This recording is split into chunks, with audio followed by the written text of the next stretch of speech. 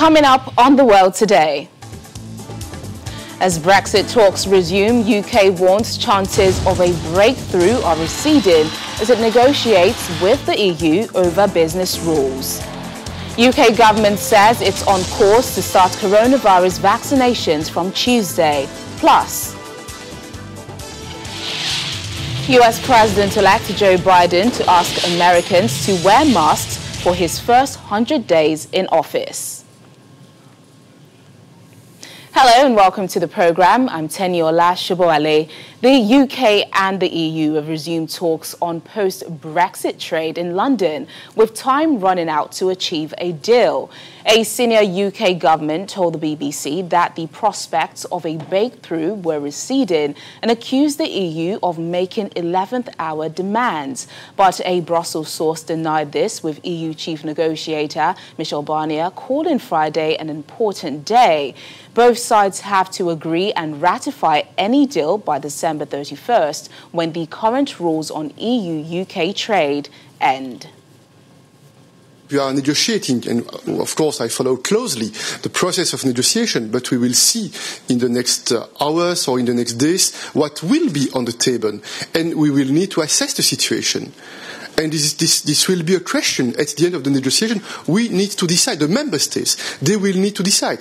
Like the British side. The British side will need to say yes or no. And the member states will say yes or no. But we are ready with all the possible options. We want a deal, not at any cost. This is not new. And we understand that for the European Union, the question of the level playing field is key. For more on this, we're now being joined by Tokunbo Olorundami, a lecturer and researcher at Oxford Brookes University. He joins us from Nottingham. Thank you so much for your time, Mr. Olorundami. Thank you for having me, Teniola. Well, it seems time is what the UK and the EU don't have, though. With less than 4 weeks left until the United Kingdom finally exits the EU, both sides are asking each other to compromise on fishing, state aid, and how to resolve any future disputes. How optimistic are you that a deal will be reached before the deadline? Teniola, I'm very, very optimistic, just as you will have any observer at this time, that a deal will be reached. You know, with mediations of this type, there are two options: a deal reached or no deal at all. And what you're seeing now is what, is usually associated with the 11th hours, syndrome. Everybody's panicking now, but I believe they'll be able to see through the dust and reach a decision. These last minute moves are just, both sides trying to ensure that they get something. COVID slowed the business down, but then the EU was making movements, and then Boris answered them with the internal market bill, and that sort of jostled everybody, and now they are back to the table. So I believe they will see through the dust, and a decision will be reached. Some sort of a deal will be reached. Yes. One of the hurdles here. Yeah, go ahead. I have looked at the option of a no deal, and it's not good for both sides. That's why I'm optimistic that a deal will be reached. Yeah, one of the hurdles and sticking points here is fishing. Why is fishing so important to this agreement? Teniola, I can assure you it's not about the fish. I can assure you of that. The fish have no idea what's going on right now. It's about power. It's really about territorial power. It's about sovereignty. Now, we go back to 1970, since when there's been some form of historical data for which quotas were used for sharing the type of species and which country gets what. Now, with the UK claiming back their waters to decide who fishes and what sort of boats get into those waters is a show of power. And the EU using that as a leverage is also a very strong strategic move. So it's a battle for sovereignty. It's not about the fish, but yes, it's also about the fish. With the UK being able to decide who fish in their waters, they show power and sovereignty. They also go on to tell where the fish will be sold, not just who fishes, So it's about sovereignty. Clearly, it's not about a fish. It's about who controls the power in the waterways. Well, if, let's say, there is no deal by this deadline, what happens next? What are the implications of this? A very good question, Teniola. First, I imagine that the cost of goods in the UK will go up. They'll go up very, very fast, because it therefore means that every trailer load of food, drugs, and just name it, merchandise and service coming across the border, they will need to stop, get searched, and then they'll be taxed for what they are carrying. Now, the implication of this on the local market is definitely unimaginable. So you can see that a deal has to be reached. Now, and it's both ways. It's both ways. But for the UK has been able to reach 50 countries out of the 70 that currently share a common trade agreement in the EU bloc. They will not be able to reach the remaining 20 before the time runs out.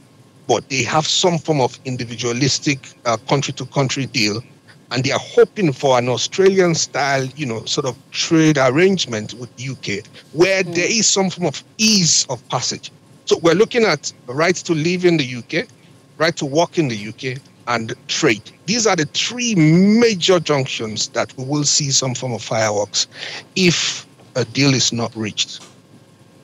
All right, then all eyes are on these.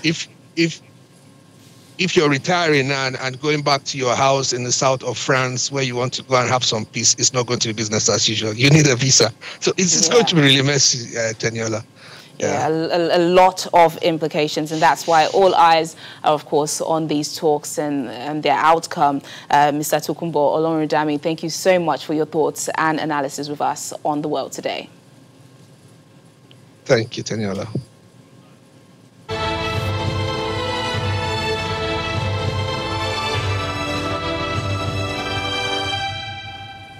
Away from Brexit talks, the UK government says it's absolutely confident the country will have 800,000 coronavirus vaccine doses by next week when the vaccination program starts.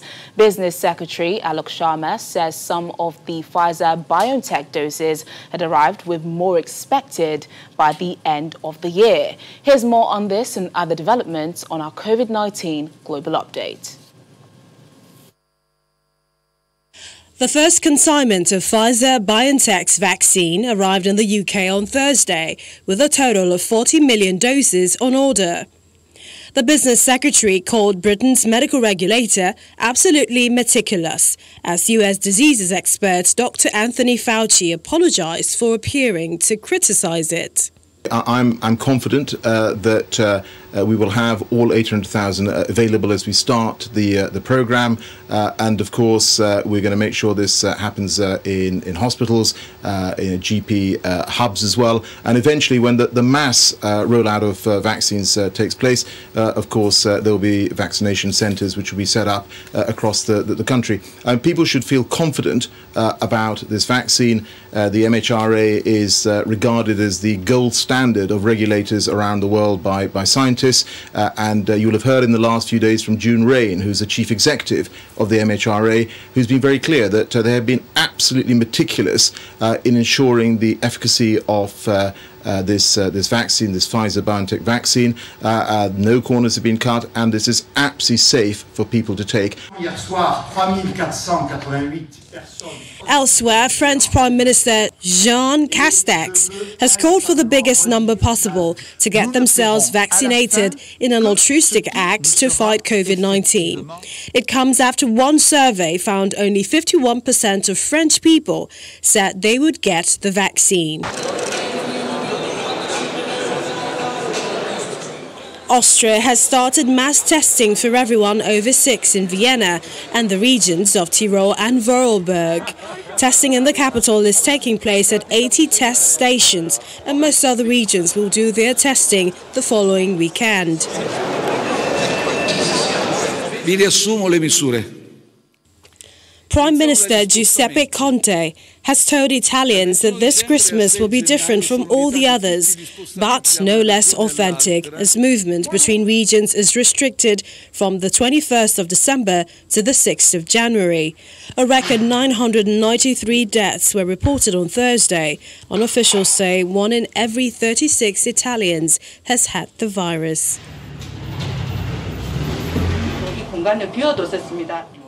Away from Europe, authorities in South Korea have urged people to call off any parties for Christmas or New Year between 7th December and 3rd January as coronavirus cases reached their highest number in nearly 9 months. The new spike in cases is of particular concern in the capital, Seoul, where a large proportion of the new cases have been recorded. As a result, most establishments there have been asked to close their doors at 9 p.m. every day for the next 2 weeks. Over in the United States, President-elect Joe Biden says he will ask Americans to wear masks for his first 100 days in office to curtail the spread of the coronavirus. He told CNN he believed there would be a significant reduction in COVID-19 cases if every American wore a face covering. Mr. Biden also said he would order masks to be worn in all government buildings. The U.S. has recorded 14.1 million cases and 276,000 deaths from COVID-19, the highest of any country in the world. Our Washington, D.C. correspondent, Maria Bird, has more on how the U.S. is tackling the pandemic as winter approaches. As U.S. hospitalization rates due to COVID-19 reach record height and ICUs reach capacity, Governor Newsom of California has set forth plans for the first regional lockdown since March. The bottom line is if we don't act now, our hospital system will be overwhelmed. If we don't act now, we'll continue to see a death rate climb. Here's what we are introducing today. Regions where the ICU capacity is falling below 15%, we are now mandating that we are implementing a stay-at-home order for 3 weeks. We've defined these 5 regions: Northern California, Greater Sacramento Bay Area, San Joaquin Valley, and the larger region in Southern California. While the governor of Wisconsin sounds the alarm for action from the federal government because emergency aid is set to expire at the end of December. While the federal funds expire on December 31st, the need does not. And that's why today I sent another letter to Wisconsin's congressional delegation calling on them to act quickly to provide additional support for our state response. I also sent a letter to the U.S. Department of Health and Human Services requesting Wisconsin be prioritized for the first vaccine shipments and in quantities large enough to vaccinate all 450,000 members of our healthcare workforce and to begin vaccinating Wisconsinites who are high risk. State officials are being forced to make hard decisions due to the lack of federal mandates. This pressure is being felt by Congress as Nancy Pelosi and Mitch McConnell have made headway in a coronavirus relief bill. So compromise is within reach. We know where we agree. We can do this. Let me say it again. We can do this. President Trump states he will support the bill when it reaches his desk. I want it to happen, and I believe that they're getting very close to a deal. Yeah, I will, absolutely. As temperatures in the United States decrease, the spread of the coronavirus becomes a greater risk for all Americans. From Washington, Maria Bird, Channel Television News. Meanwhile, top U.S. infectious disease expert Dr. Anthony Fauci says he has accepted President-elect Joe Biden's offer to serve as chief medical officer. Fauci has emerged as the face of America's fight against the coronavirus, but has also battled the spread of misinformation, sometimes from within his own government. He has revealed that he has hired security to protect his family following death threats. Separately, as we reported earlier, Fauci raised eyebrows in the UK when he said the UK had rushed approving the Pfizer coronavirus vaccine. He has since apologized and says he has a a great deal of confidence in the UK's regulatory process.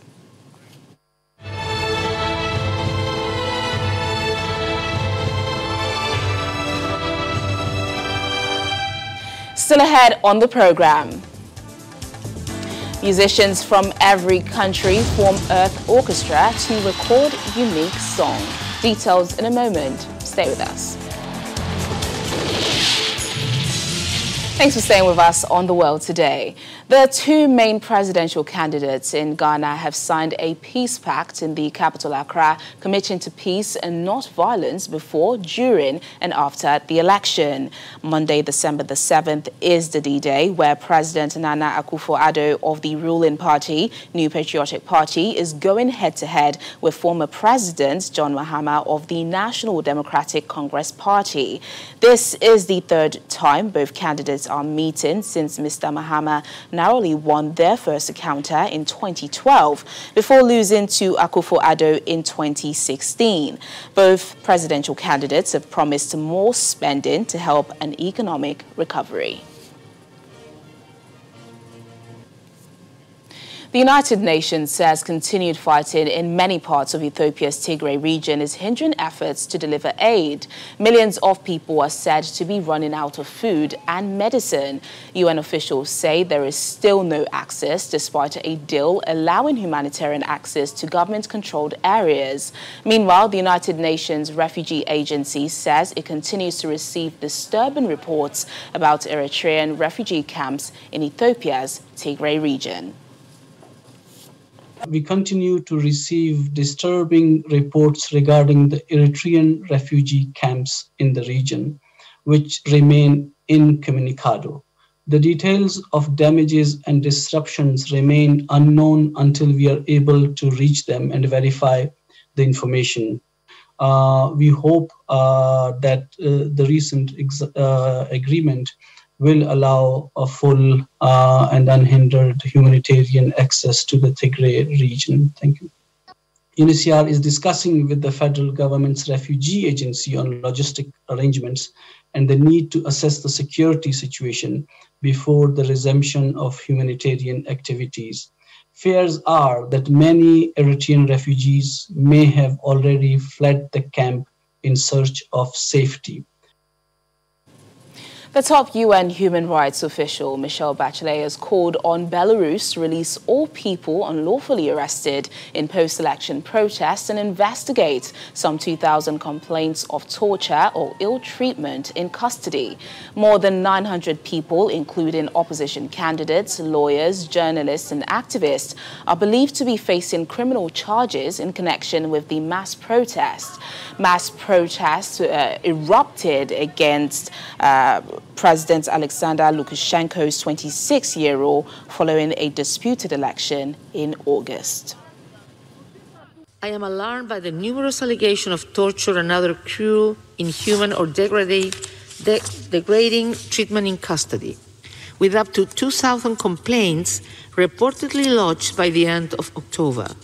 We have no information of any outcome of investigation into these allegations. In the context of the elections, over 900 people have reportedly been treated as suspects in criminal cases. Besides protesters, they include opposition presidential candidates, supporters of the opposition, journalists, bloggers, lawyers, and human rights defenders, and many remain in detention. I am deeply concerned about the use of force violations by the security forces. I regret to report that since the Council's urgent debate on Belarus in September, there has been no improvement in the human rights situations in the country. On the contrary, recent weeks have seen continued deterioration, particularly with respect to the right of peaceful assembly. It is reported that since 9 of August, more than 27,000 people have been arrested. I note with concern that at least 4 persons lost their lives in the context of the protest. Numerous accounts describe demonstrators and passers-by being randomly chased, kicked, and severely beaten with batons during the dispersal of rallies. We also have multiple and credible reports of people beaten by members of the security forces during and after their transport to police stations or detention centers. If confirmed, such incidents should constitute ill treatment and in some cases may amount to torture. Authorities in Bangladesh have begun relocating thousands of Rohingya refugees to a remote island, despite concerns about safety and consent. About 1,600 refugees are being transported towards Basanchar, a flood-prone island in the Bay of Bengal. Bangladesh says all those being moved have given consent, but rights groups have raised concerns that many traveling to the island on Friday were being moved against their will.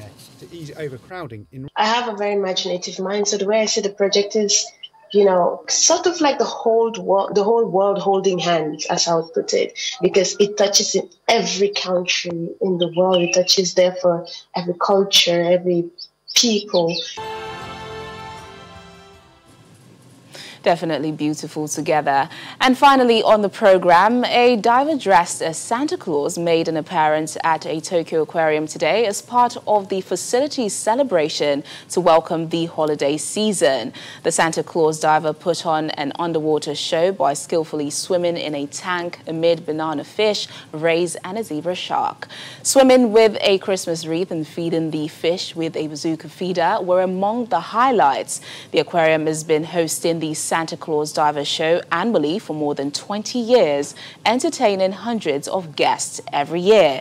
This year, though, the aquarium had to limit the number of visitors and implement various precautionary measures due to the rising number of COVID-19 patients in Tokyo. The capital reported 449 cases on Friday.